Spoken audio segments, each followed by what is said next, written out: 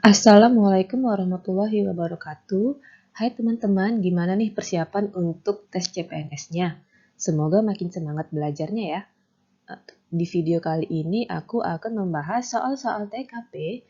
Menurut aku TKP ini penting ya untuk dipelajari karena di antara semuanya TKP ini yang passing grade-nya paling tinggi ya. Jadi jangan sampai teman-teman karena fokus belajar di materi yang lain, kalian sampai kelupaan nih belajar TKP-nya. Oke ya. Kalau gitu langsung aja kita bahas soal yang pertama.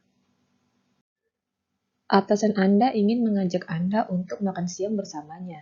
Ia meminta Anda untuk memilih restoran tempat kalian makan nanti. Anda akan memilih restoran yang A. Pelayanannya ramah dan cekatan, B. Cepat dalam menyajikan makanan yang dipesan, C. Menunya beragam dan banyak dan rasanya enak meskipun proses memasaknya lama, D. Harganya murah, E. Harganya mahal. Oke, ini aku kasih tahu dulu. Jadi di soal yang pertama ini, dia masuk dalam aspek pelayanan publik. Pelayanan publik ya.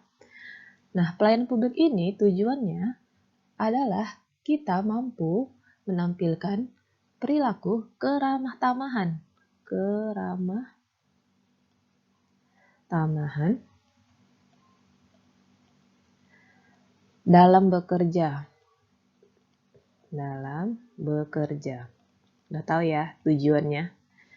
Jadi ada kata keramah tamahan di sini. Nah, coba kita lihat di opsi ini mana nih kira-kira yang berkaitan dengan keramah tamahan. Dah jelas ya teman-teman, jawabannya yang A. Oke, gampang kan? Soal kedua, Anda bekerja sebagai seorang staf di sebuah perusahaan.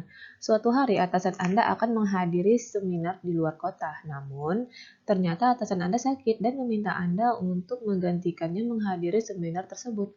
Sikap Anda dalam menghadapi situasi ini adalah A. Menjalankan tugas yang diberikan, yaitu menggantikan atasan untuk menghadiri seminar sesuai perintah. B. Panik dan tidak tahu harus berbuat apa. C.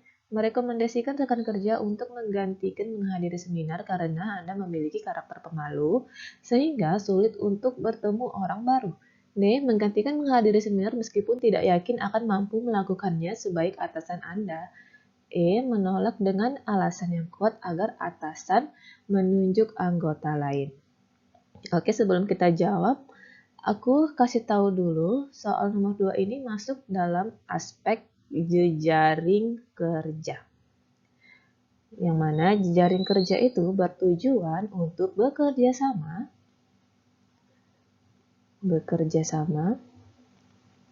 dan berkolaborasi dengan orang lain. Oke ya. Maka jawaban yang paling tepat adalah yang A. Di sini adalah menjalankan tugas yang diberikan, yaitu menggantikan atasan untuk menghadiri seminar. Berarti dengan menghadiri seminar kita akan bertemu dengan banyak orang, bertemu dengan rekan-rekan kerja. Itu berarti kita memiliki kemampuan untuk memperluas koneksi. Yang mana memperluas koneksi ini tentu artinya kita harus bekerja sama dan berkolaborasi dengan orang lain. Gitu ya, teman-teman. Bisa ya? Nomor 3, senior Anda meminta tolong untuk dicetakkan dokumen sebagai bahan rapat 10 menit lagi. Ternyata kabel printer rusak dan hampir patah sehingga tidak terdeteksi di komputer kantor. Anda akan A. Melaporkan ini pada atasan dan meminta izin untuk mencetaknya di warung fotokopi terdekat. B. Mencoba untuk menghubungkan komputer dengan printer menggunakan fitur Bluetooth yang tersedia di kedua device tersebut. C. Meminta bantuan satpam untuk mencetaknya di warung fotokopi terdekat. D. Meminta solusi dari atasan. Meminta atasan untuk menggunakan soft copy dari dokumen tersebut sebagai bahan rapat karena lebih hemat kertas dan wujud cinta bumi. Oke ya. Sebelum menjawab, aku kasih tahu dulu kalau soal nomor 3 ini masuk dalam aspek teknologi, informasi, dan komunikasi atau disingkat TIK. Gitu. Jadi, kalau memilih jawaban seputar TIK, tipsnya itu kita harus mau mencoba. Mau mencoba inovasi baru. Nah, di sini ada kata kunci mau mencoba ya. Mau mencoba. Nah, di opsi ini kira-kira mana nih yang dia mau mencoba dulu dirinya sendiri?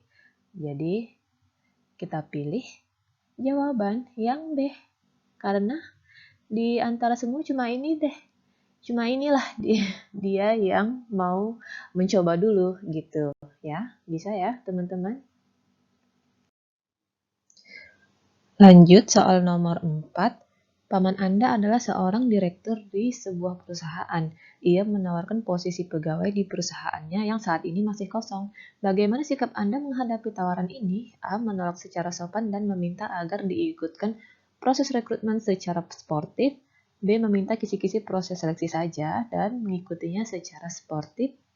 C. Menerimanya dengan senang hati karena kebetulan juga sedang membutuhkan pekerjaan.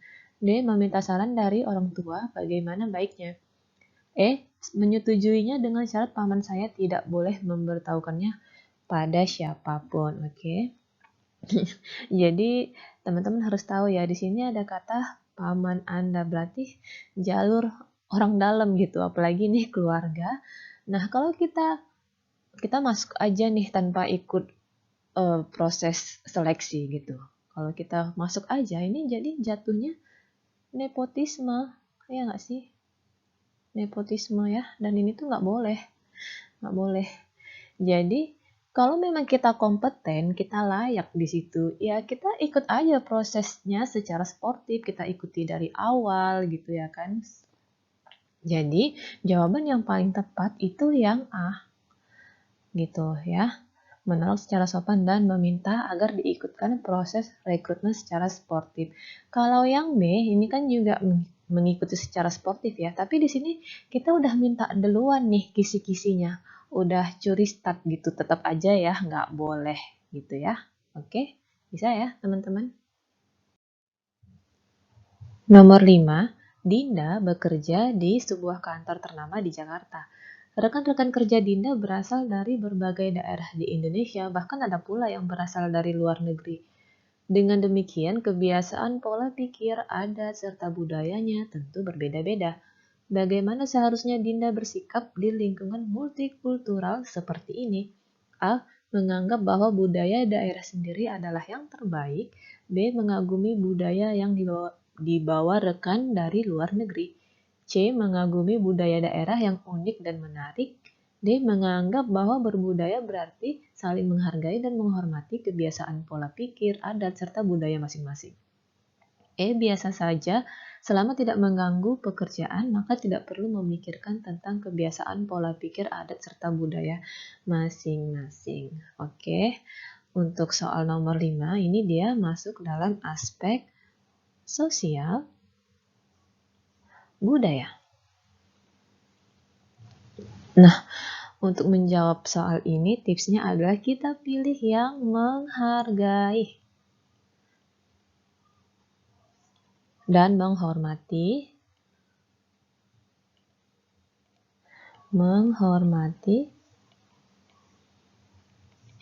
perbedaan.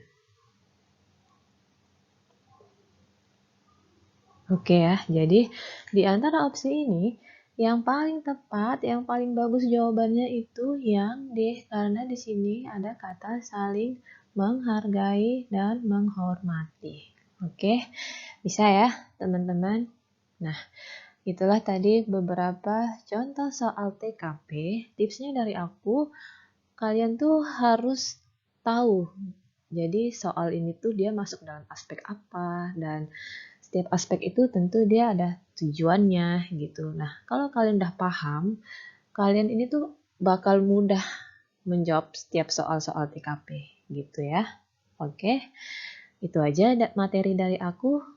Semoga kalian makin semangat belajarnya biar nanti semuanya lulus tes CPNS gitu dengan skor yang tinggi. Oke ya. Sekian materi dari aku. Terima kasih sudah menonton video ini. Sampai ketemu di part selanjutnya.